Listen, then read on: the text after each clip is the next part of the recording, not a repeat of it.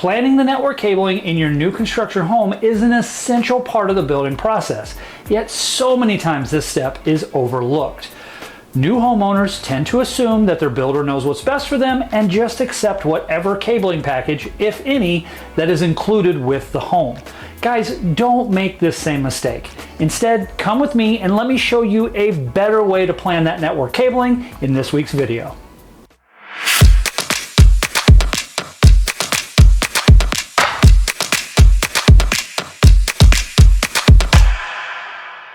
Hey guys, Tim Church here with Ethernet Blueprint. Thank you for stopping by. So I have been given the opportunity to help a friend of mine with him and his wife's new construction build. And they've agreed to let me take you along on this journey. So in order to help you out with your builds, we're going to be talking about the process that we've gone through for planning their network cabling on theirs. And that is going to include the following things.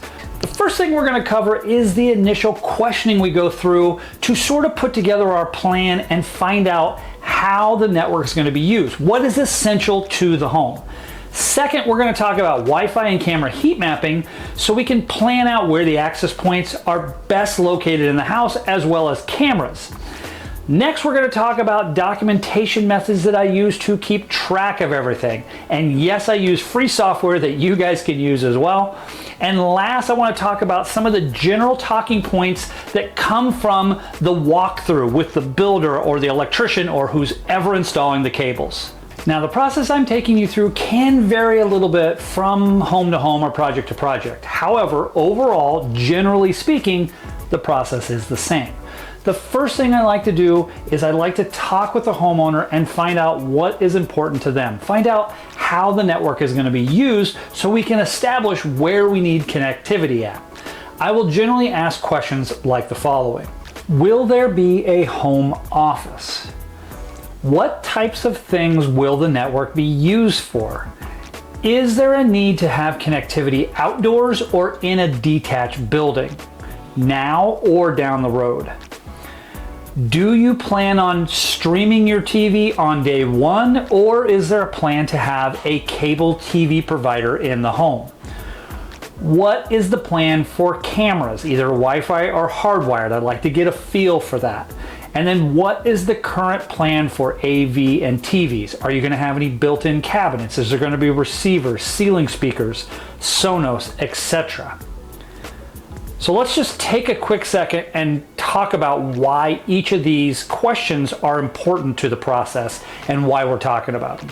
Okay, so let's quickly talk about the office question. It's probably self-explanatory, but for me, this is the reason I ask. I know that if someone has a home office, that connectivity is very, very important. Nobody wants to be dropped during calls or Teams meetings or whatever, right? Even if there's good Wi-Fi in there, I like physical connections in offices.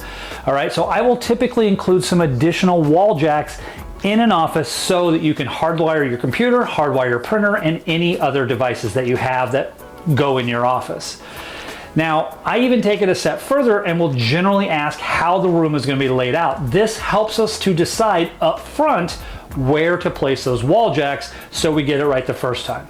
All right, so the next thing I like to ask is, how is the network going to be used? Now, the reason I like to talk about this is because I've had some cases where I work with like some architects or people who move large files around, and there is a need to potentially buy some beefier equipment to give that person a better experience doing that. However, in general, most of you out there are typical users when it comes to the network. So we're talking about streaming TV, streaming music, maybe your kids game a little bit, and you just want good connectivity wherever you're at in the home, and that's okay. I just like to establish this and have that conversation so at least we know up front.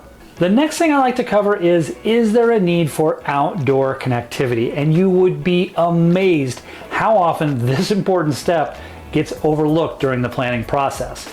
Now, for a lot of you out there, your outdoor connectivity needs are very, very simple. Maybe you're just doing a little outdoor entertaining, or you want to be able to watch TV while you're in the pool or in the hot tub or relaxing on the back patio. Either way, we still want to plan for this and get cables where they need to be day one. However, there may be more challenging situations where maybe the homeowner is planning on having a detached garage, or there's going to be an outbuilding that's further down the property and they want to be able to extend network connectivity to those locations.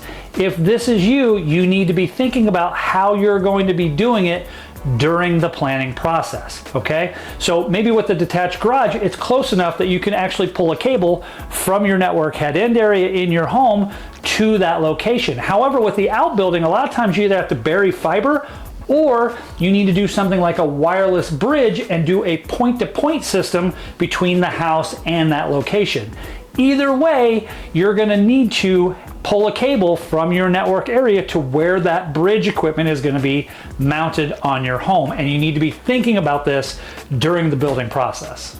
Now, the next thing I like to ask is whether or not the homeowner is planning on streaming their TV services, or if they plan on getting something like cable TV or an over-the-air antenna to watch TV. And of course, the reason we're asking this is because we want to know if RG6 or coax cabling needs to be pulled to each of the TV locations. Now, there's no real right or wrong way to do this. A lot of you out there like to have the RG6 just in case and just abandon it or not use it if it's not needed, where a lot of you like to just get rid of it altogether and only pull Ethernet to the TV locations. There's no right or wrong answer on this, but I do like to establish it day one so we make sure we include it in the build if it's needed. The next thing I like to talk about is cameras. I want to make sure that I'm on the same page with the homeowner as it pertains to interior or exterior security cameras. Now, there's generally 3 ways we can go about planning for security cameras in a home. Now, the first way is maybe you're planning on bringing a wireless camera system that you have from your old property to the new property, and that is perfectly fine. We just want to make sure that we plan the Wi-Fi accordingly to make sure we have good 2.4 or 5 gigahertz coverage at the locations where those cameras are going to go. The last thing we want you to do is plug in that wireless camera and it can't get online, okay? The second thing is to actually pull physical cabling to those camera locations. If the wireless camera doesn't work, for example, or it's time to upgrade it, you might want to go to a physically connected PoE camera system, and now the cable's already there waiting for you. The third option is to give yourself the availability to pull cables at a later date. So we call this future proofing. A lot of times what we'll do is we'll actually put conduit from the network location in your house all the way up to the attic, which will allow you to pull cabling to all the different corners and nooks and crannies of your home at a later date very, very easily. Now, depending on where your network closet is versus your attic, you might not have to do this. If it's already on the 2nd floor and you just got to pop a hole in your ceiling, that's okay. But in a lot of cases, especially here in the Midwest, our network location is in the basement. So to get a cable or several cables from down in the basement all the way to the attic, having a conduit is a lifesaver. So we just like to talk through that and kind of figure out what the game plan is going to be so we can put in the infrastructure to accommodate it. The last thing I like to talk about is with AV. Now, I'm not an AV expert by any means, but I always like to at least go over some things with the homeowner to make sure we're on the same page. Take, for example, putting a TV above the fireplace and you're housing some components in a lower built-in cabinet next to it, okay? We like to make sure there's at least pathway, some kind of Smurf tube or conduit put in the walls that connect the two together so you can pull cables back and forth very, very easily.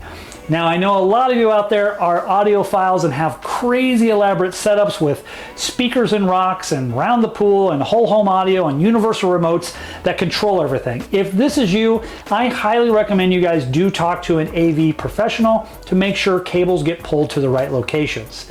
Now, as it pertains to network, I also like to make sure that network cables are pulled to AV locations where network connectivity is needed. A lot of AV equipment now, Sonos for example, does connect into the network so you can control everything from your phone.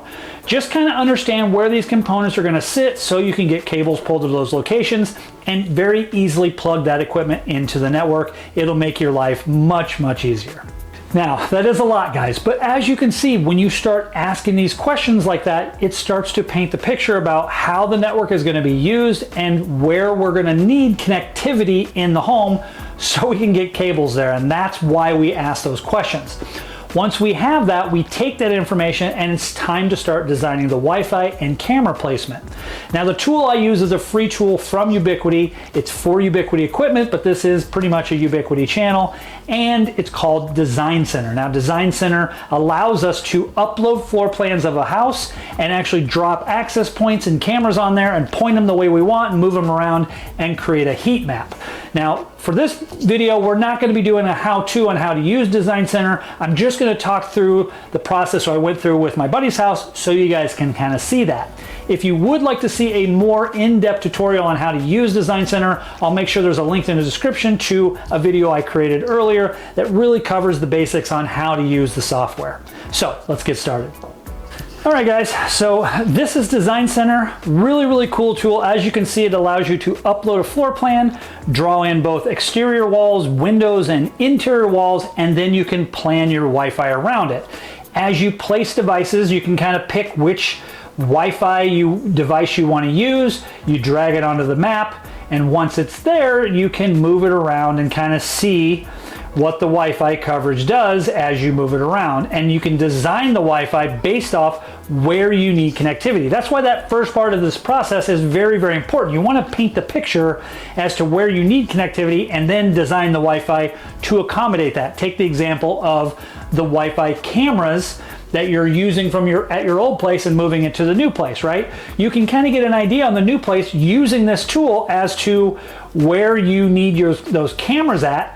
And then you need to decide, do I have strong enough Wi-Fi signal there, or do I need to add an access point closer to make sure that camera works really well?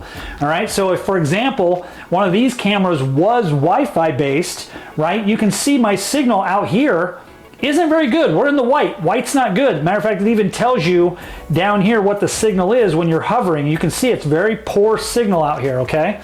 So if that was the case, I would potentially keep this one here and maybe add one in the garage to give me that better signal out there to ensure that my Wi-Fi camera works really well. And so by painting that picture in the beginning, we know that how we can design the Wi-Fi accordingly, okay? Now in the case of my buddy's house that you're looking at here, we're not gonna be doing any Wi-Fi cameras, or they are, but I think they're gonna be some interior ones that they're gonna be using, so we should have good coverage with what we have right here. Now we are gonna pull some wires for some exterior cameras. That's what they're shown here. And we're gonna pull a cable for a doorbell camera. Whether they use them day one or not, irrelevant, the cables will be there and ready for them to use. So this is our main floor. We can do the drop down over here and go down over to the basement. And you can see what we have here for basement Wi-Fi coverage. We're actually gonna be doing 2 access points in the basement and to get that full coverage. And then this one, as you can see, this top one up here is bleeding out into the back patio, so they'll get good coverage out there as well. We're not gonna do any exterior Wi-Fi with this property. Okay, and then indicated right here, I have the network rack. So we're gonna actually install a network rack. I'm gonna show you guys the process in a future video as we go and execute this project. I'm gonna take you guys along for the ride. There will be a network rack right here. We're gonna cable that all up, but let's just think about this from a cabling standpoint. The rack is in the basement. I mentioned that earlier. There's a lot of challenges with having your cabling all come down to your basement. If you want to get a cable from here to your garage, you're drilling through walls and all sorts of stuff. Guys, future-proof and understand where you need connectivity so you can put stuff in place to either be able to allow you to pull cables later, or just go ahead and pull the cable now, leave yourself some extra coiled up in the attic, and then you can use it whenever it's ready. However you want to do it, just make sure you accommodate those things. So for this house, we're actually going to have conduit run from this rack location in the walls all the way up to the attic, so we can add future cables whenever we want, okay? And the other thing we're going to make sure is that our ISP, which is going to connect over on this side of the house, has the ability to get their service to this rack, and I'll walk you through that in a later video as well, okay? All things we're trying to think about, okay? But this is going to be our Wi-Fi coverage. I don't have any cameras shown in the basement, so we'll switch this back over to main floor and take a look at that. And then when I click on Wi-Fi cameras, you can see the cameras, and the cameras allow you to kind of move them around, and you can point them whichever direction you like and kind of figure that out. These are the G5 turret cameras. They're really, really great. We're gonna have an interior camera and an exterior camera on the garage corner. And the reason for that is there's some business that's typically run out of the garage and some inventory, and we just wanna make sure that that is protected. And so we have an outdoor camera and an indoor one, kind of see the comings and goings, or if anybody looks suspicious, we can kind of see what car they were driving or whatever. And then we're gonna have a doorbell camera over here that we're pulling a cable to as well. So, as it pertains to Wi-Fi and cabling for cameras, this is where we're going to be pulling cables in the home for those two things. Once we get this designed, it's time to move into the actual documentation phase of this, where I'm going to draw in all the locations where we have data jacks. This is going to do two big things. One, it's going to tell us when we're going through the walkthrough with the builder and the installers where we need things. So we have a quick map and we don't forget one. It's really easy to forget. Oh man, I wanted one over on that wall and I forgot about it. By drawing it in, you won't forget. Okay, so that's part one. Part two is it's going to tell us how big of a switch we're going to need in the house. We're going to be able to count. I'm going to have 2 drops here, 1 here, all the way down, and I'll be able to decide how big a switch I need in the house. And so it'll help you kind of design what kind of equipment you're going to need as well. So let's go ahead and get to that part. All right guys, so once you get everything mapped out in Design Center, you got the heat map the way you like it, you know where those access points and where the lines for the cameras need to be done. So the next part is to start putting it all together. And I use Canva for this. Now Canva is a great tool. It does so many things. There's a paid version, but everything we're talking about can be done on the free version. So, you know, first we kind of get a feel for how this goes, then we actually map it and put it together and design the Wi-Fi and the cameras, and now we want this tool that we can use to show us a picture of where everything is going to go, and then we use this when we walk through with the builder and installer and say, there's going to be a TV here, there's going to be this here. So let's go over into Canva and I'll show you what I'm talking about. Now what I did was I actually took the floor plan that I had uploaded into Design Center and pasted it into Canva. That allows me to make sure I'm using a like for like, and it literally is a copy and paste. And then I simply just start adding little shapes to designate where we want data jacks. So let me zoom in on this so you guys can see it a little bit. Okay, so first thing I always create is a key. So right here, this orange circle with a triangle in it is a IP camera network drop location. This is a ceiling access point location. This is a typical network drop. The red line is a TV location, and this blue circle with a black outline is for ENT tubing or future proofing. And a lot of times I just mark the document to help me remember that there's some kind of tubing there. It doesn't show how it's going to be routed or anything, but I want to make sure that when we're walking through with the builder, I remember to talk about it, okay? So with that being said, here is the main floor. So we have this main floor here. There's going to be a TV over here in the fireplace. There's going to be a data jack there. This is a great room. We're not actually going to have a TV over there, but we are going to pull a data jack just in case. The bedroom's going to have a TV with a data jack. There's going to be one in the bedroom. And then these ones right here are the access point and the doorbell camera. We are also including a jack in the garage just in case. You never know when you might need one. And because it is the garage, it'd be difficult to run a cable out to that location. So we're just going to add one just so there's one there and they can connect into it. And then here's the 2 actual cameras that we are having out here as well. Okay, so this is the main floor. If I scroll down, I just basically create a second page here, and this is the basement. So you see I have our access points right here, each indicating a jack location. This is our TV location, and there is going to be an AV component to this. So we are going to have some conduit in the wall, and I could easily just grab one of these circles and put it over there, but we actually did the walkthrough and we didn't need it. But you could designate that and say, oh yeah, I need to make sure to remember to tell him that I need flex tubing or whatever in the wall for this location. So you can do this however it makes sense to you. And then we have our office locations. There's going to be one in the closet here, and we actually talked about how the furniture is going to be laid out in these offices so we knew where to put data jacks. That's important, right? I mean, yes, you're doing a little bit of guessing. Sometimes you don't know that information day one, so it's best to put a jack on both sides of the wall so you have some options, or maybe you want to move your furniture at a later date. This allows you the ability to do that, but you just don't want to just throw them in here willy-nilly. Try to have a game plan if you can. Same with this one back over here, and then we have our network head-end area where we're going to do an open frame rack. So I'm just designating that with a picture right here. Now the key up here, you can see we have this ENT tubing or future proofing. Let's talk about how I have that documented on here as well. So over here we have an ENT to the attic. If you can read that, we have one that says attic and one that says ISP. So we had to sort of figure out where the internet provider was bringing their service to the house, and then we had to game plan for how we were going to get that service to the rack, which is in the basement. Now in this particular case, what they actually do is the service actually comes to this side of the house. They're going to run conduit all the way up into the attic and drop it down into the basement right here. And then this is all open room right here, and we can just run it over into the rack. They're going to have fiber at this house. So, you can't just plug fiber in, or, and a lot of times when the installers come, they'll drill a hole and stick it in some random room like a bedroom or something, which does not help us, right? We want to make sure that fiber is located in the rack. So we have to give them a pathway to be able to do that. And so we make that part of our planning process. This one that says attic is literally for adding any future cabling to the home.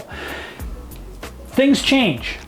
Your needs change. Maybe you want to add 10 more cameras. You really like your system, but you want to add more cameras, okay?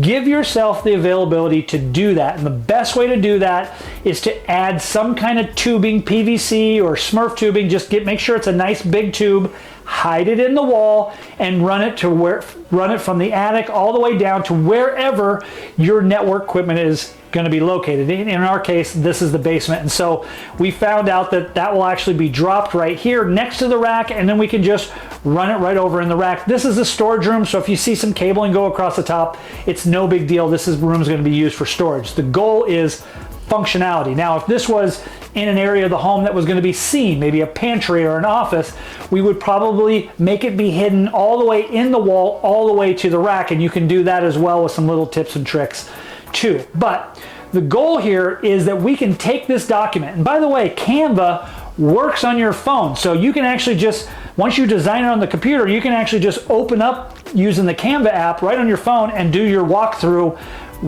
using your phone, zooming in and pinching where you need things and covering everything. And so basically what we did is we just walked through and we said, yep, this is going to be a lower jack, this TV is going to be mounted on the wall, so this will be an upper jack. It's another thing to kind of talk through where you're going to need electrical, right? Because if you're going to mount a TV on the wall, you don't just need data back there, you need electrical as well. And so if you wanted to indicate electrical icons on this document, you can absolutely do that very, very easily. And you can come over here and do elements and search for just about anything. I could probably even search for electrical symbol. It's got about everything. And maybe you want these scattered throughout there, and you kind of just drag it, get it the way you want it. This isn't a Canva document, but let's just say right there. So now you have this electrical symbol plus your data symbol, and you can document that and get it the way you want it. So walking through with your builder and installer is a breeze. This can include your AV stuff, speaker wires, whatever you want to use, you can use this tool for it, and just pick your whatever symbol you want to use to indicate where you're putting speakers, where you're putting TVs, and just draw it all out. It makes it so much easier during the walkthrough, and you're guaranteed not to miss something. And that's why I do this for every single one of my builds. All right, so the last thing I want to go over, and I think this part's really important too, is the process I go through when I do a walkthrough with the builder or installer. A lot of times that's the electrician, so they're pulling the electrical cables and the low voltage cables. Who's ever doing the installation for you, maybe you're doing it yourself, and that's okay too. These are the kind of things that I typically talk through as we're walking through, pointing at where we need cables, talking through some of the future-proofing things, and so I just thought it would be important to cover that. Now, I can't take you through the walkthrough on this particular build that we're working on. That process has already been done, but I am going to try to sort of regurgitate some of the things we talked through, so if you have similar examples, you can work them into your build. So let's go ahead and get started. All right, guys, so as you start doing the walkthrough with your builder, you're preparing for it, I want you to kind of think of it like this.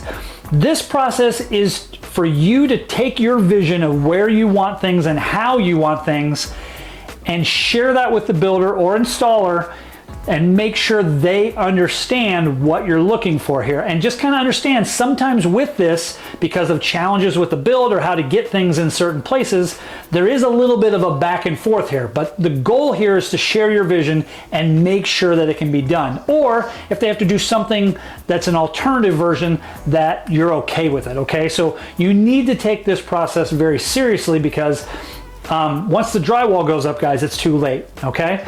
So the goal here is I'm gonna walk you through some of the things that I talk about during my builder walkthroughs.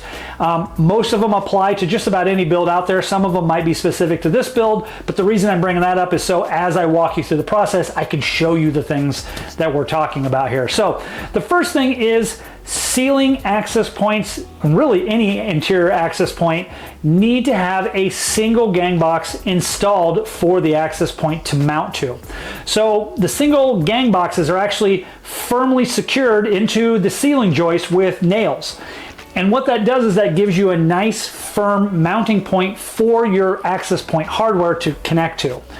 And that's also going to allow you to connect the access point to the box itself and not have to drill a bunch of holes in your ceiling to mount that access point to, because if you ever take it down, now you got to patch holes. So this is a really nice way to ensure you don't have to poke any additional holes in your ceiling.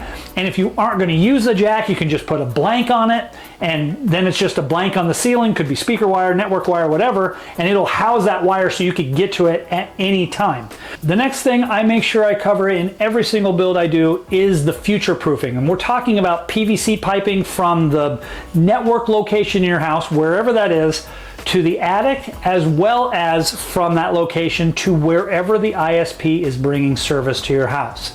Okay, we want to ensure that any internet provider can bring service to the house, and they put their modem where you want it, not where they want it, right? So you need to give them a pathway to do that. And so typically I'll walk the house, we'll figure out where the ISP is going to be bringing in service. Usually it's by your utilities sort of area, electrical and everything, right? And we'll make sure we have a plan to be able to get a cable from that area to wherever your network head end is. In addition to that, we make sure we have the ability to add additional cables later. It's a lot to ask of you to be able to know every future cable that you'll ever need for the time you're living in the house. So by adding this little future-proof tube up to the attic, or maybe you have 2 attic spaces so you got to run a couple of them, this allows you to add cables down the road and will save you a lot of headaches. So I just make sure that as I'm talking to the builder, I explain what I'm looking for, and then it's really up to them on how to get it there as it pertains to where they can run things, where they're going to have ductwork at versus pipes. And so we just want to make sure that they understand what the goal is. And every builder I've worked with has been able to come up with a plan for this, and it's extremely affordable. A lot of times as cheap as $250. And just think of how much that simple $250 could save you in headaches down the road. The next part of the conversation is really based around TVs. As we walk around and we look at all the different TV locations, we just want to make sure we point out the things that are pertinent to those TVs, okay? We already talked about having a TV above the fireplace and maybe some components down lower, so we want to make sure we're pulling data to both of those locations. We're installing conduit in between the two so we can pull HDMI wires or audio cables up in between the TV and make sure everything works from an AV perspective. There's also a lot of cases where a lot of you out there will pull 2 or 3 or even 4 data cables to each TV location to be used for other aspects of AV, and that's great too. You need to make sure when you're walking through, you tell your builder, I need 1 or 2 or 4 or whatever you're pulling there, And focus on TV height. Make sure you guys have a good understanding of which wall the TV is going to go on, how high it's going to be, so they make sure they get their electrical and their data jacks at the right location, okay? So as you walk through and kind of talk TVs, have a game plan for that. And they're going to start marking studs and say we need 2 data here and 1 electrical here, and they're going to start marking all of that out, so when the time comes, they can install the right thing in the right place. Okay, so the next part I like to make sure we spend some time talking about is the network head-in. Now, if you recall from earlier in the video, this is the area where all your network equipment is going to sit. It's where all your cables are going to be pulled back to. It's a very important part of your house, and we want to make sure we get it right. Now, there's a couple things specifically that I asked for, but the goal here really in mind is to share with your builder what you want this to look like, whether you're doing a rack, a shelf, how high that's going to be mounted, where it's going to go. That way he pulls those cables back to the proper location, okay? This is also going to tie into your future proofing, right? That conduit that we talked about, we want to make sure it comes down in the right location, and he has an understanding of where that needs to be in the build, whether it's being hidden in the walls or like we're doing as part of our project where it just pops down into a storage room and then we can run some wires back and forth. Either way, they need to have an understanding about what you're looking for here, okay? Now, the other thing I like to do with all my network head-ins, and sometimes it's feasible, sometimes it isn't, is I like to ask for a dedicated breaker for our network gear. The last thing I want is someone running a hairdryer, running a vacuum cleaner, and tripping the breaker that takes down your entire network, and you gotta spend some time getting it back up, right? By simply asking for a dedicated 15 or 20 amp circuit over there, it ensures that your equipment is protected on its own breaker and it won't get tripped by something else, hopefully. So I typically ask for that if it's feasible. The last thing I'll bring up here is if your head end is going to be in a finished area of your house, I will always ask for the builder to wrap the cables that they're running while the house is being built. Wrap them in plastic. They're going to protect them from paint, drywall dust, everything. And so when the time comes to actually install your rack and terminate all your cables, you simply take off that plastic and all your cables are pristine. It makes everything cleaner and nicer to work with, and you don't have paint chipping all over the floor. And a lot of times you do have to ask for this. They don't know to do it on their own. In the case of the build we're working on now, we did ask for the cables to be wrapped in plastic, and hopefully I'll be able to show you that here when we get to the house. So spend some time talking about your network head end and what it's going to look like to ensure they get it right and get the cables in the right place. The next part of the walkthrough I make sure we focus on is camera placement. So we'll actually walk through, we'll talk about where we want cameras, which direction the camera is going to be focused on, and what is the best mounting point for that camera, because sometimes there's stone on the exterior of the house, sometimes the eave isn't big enough. It just kind of depends, depending on where you want to put your cameras, right? So we want to make sure we are doing the right thing. If you guys are doing wireless cameras, you'll need some kind of power there as well. So just kind of understand, unless you're powering it with solar, that you're going to need a way to power that camera. Now, that's one of the reasons I like PoE cameras, or power over Ethernet, because you just simply run a single Cat6 or Cat6A wire to that location, and that camera will get its network connectivity and its power from a single cable. I think it's a better way to go. I think it's an all-around better experience, but typically those systems are a little more expensive. So we'll spend some time walking around the house, making sure we have a clear understanding about where the cameras are going to go, and talk about any challenges with each of those locations. Okay? And then as it pertains to a doorbell camera, entryways are all different in every house. Some of them are tucked in, some of them are out. Sometimes the doorbell has to be on the side wall, and you want to have an understanding of what your doorbell is going to be able to see and where it's not going to be able to see, as well as where you're going to mount this thing, because sometimes there's frame or sometimes there's windows on the side of the door. So spend some time talking about the doorbell camera and make sure you have a game plan for that, because I've seen it where people just run the wire and they don't really think about what it's going to be mounted to until it's too late.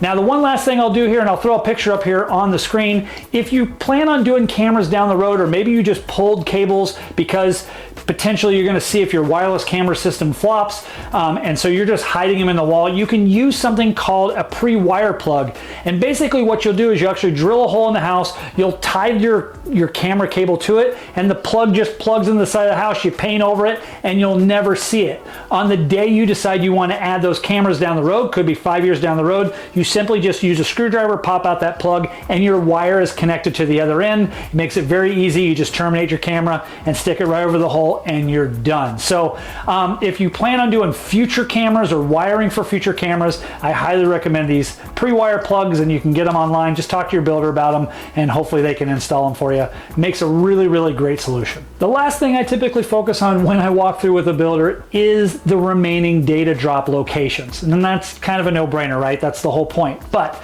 you want to spend some time walking through the rooms, pointing out where you want data drops and how many you want. And keep in mind, they're going to be all over the place. Some might be uppers, some might be lowers, some might be in cabinets like we talked about, some might be outside in waterproof enclosures. Just make sure you walk every single space and document where you want them. Now, when you do this, there's going to be a very good chance that either something gets added or something gets changed.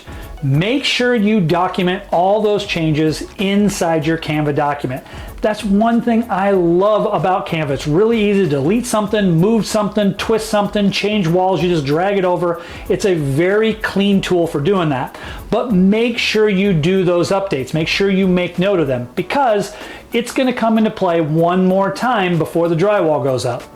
After the builder or installer is done, they're going to give you the thumbs up. It is up to you, the homeowner, to walk the space and make sure all the cables got pulled the way you want them, right? That's part of the conversation. You're painting this picture, you're building this thing, and they need to do what you're trying to explain to them. So you need to check their work. And it's very easy for things to get missed. It happens all the time. It's not really anybody's fault. It's just there's a lot of moving parts to this, and it's really easy for something to get missed or not represented correctly. So it is up to you to make sure that gets done. And having that Canva document with all your updated changes is going to make that much, much easier. And that's why I follow this general process with every single build I do. And I hope it helps you with yours and makes the job runs much, much smoother. That's going to do it for me today, guys. I appreciate it. I know it's a long video. We cover a lot. I'm excited to take you on this journey. I think it's going to be great, and I can't wait to show you along the way, and we'll see you guys down the road in a future video.